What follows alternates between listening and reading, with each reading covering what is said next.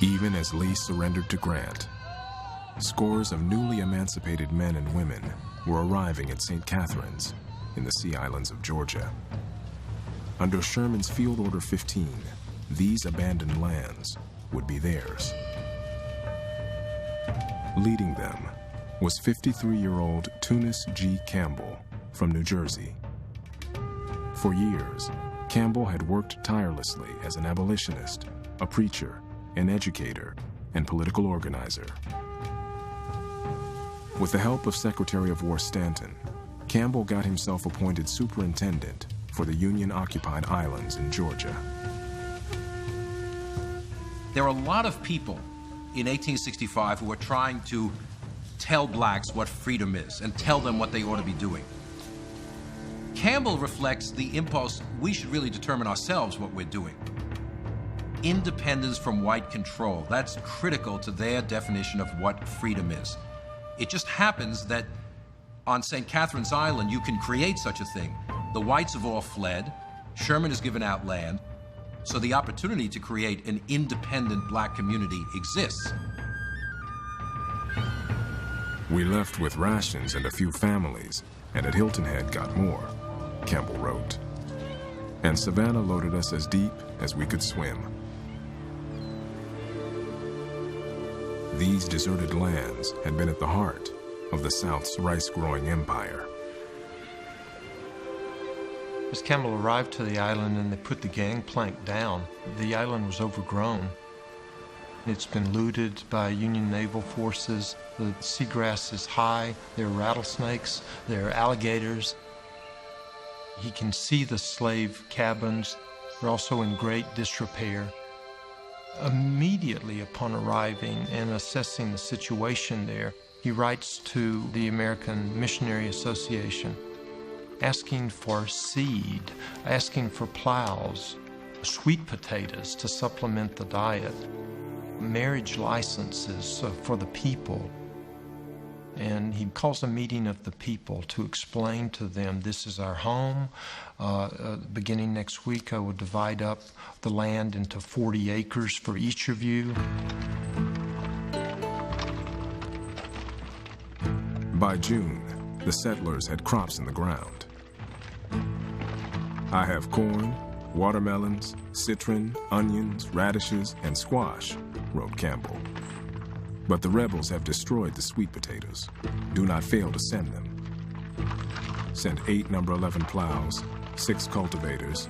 Get the improved ones. Tunis Campbell sees the South as a kind of new political frontier.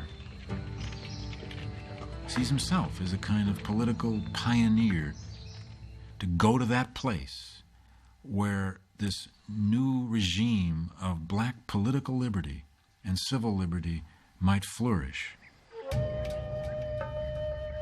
Campbell arrived at St. Catherine's with his own blueprint for a government.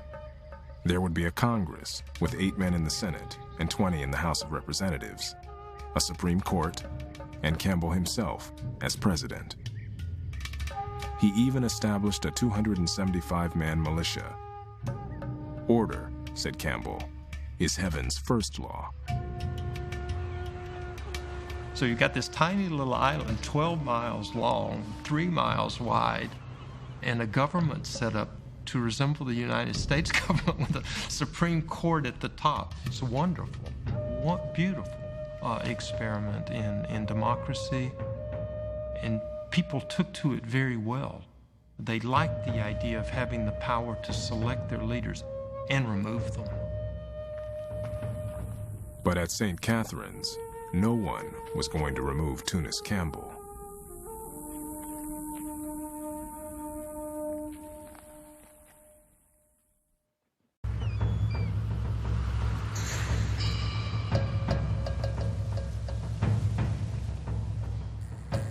On St. Catherine's Island, Tunis Campbell's township was flourishing. 369 settlers occupied 54 slave dwellings left from the old days. They grew fruits and vegetables of all kinds. But what they wanted were schools. "There is one sin that slavery committed against me that I will never forgive," remembered one man. "It robbed me of my education." Before the Civil War, maybe no more than 10 to 15% of the black population of the South was literate. To learn how to read was a revolutionary act. They understood that it was necessary if they were to take their place as freed people within the Union, that they have the rudiments of education to survive. After the war, freedmen who had secretly educated themselves quickly opened schools in warehouses, on barges, even in old slave markets. And the Freedmen's Bureau and Northern missionaries built thousands more throughout the South.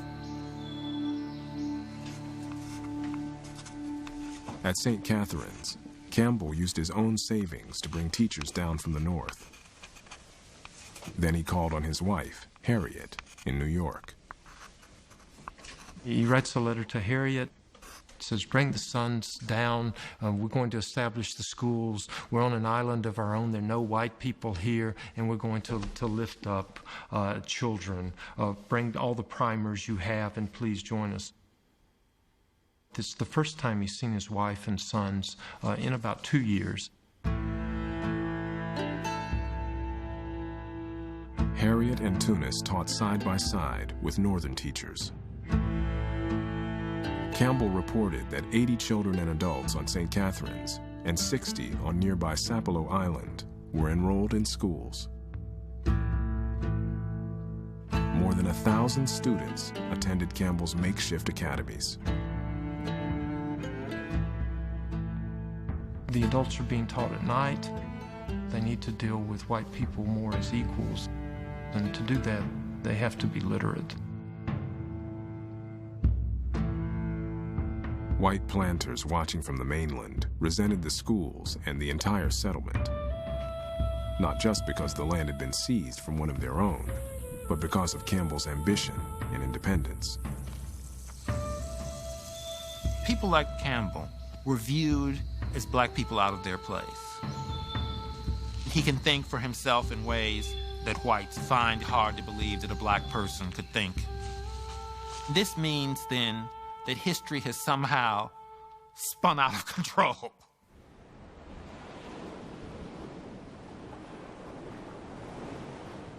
By June 1865, Jacob Waldberg, the white planter who had owned St. Catherine's, was back in Georgia. He demanded that Campbell get off his land.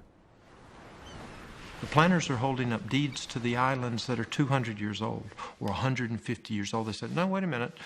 This is a nation of laws, and see, my great-granddaddy had this deed. And yours comes from a possessory title given to you in time of war for abandoned lands. How does that affect my promise of property rights under the Constitution of the United States?" Waldberg got his answer. St. Catherine's Congress passed a law forbidding any white person from setting foot on the island. Campbell's militia stood ready to enforce it.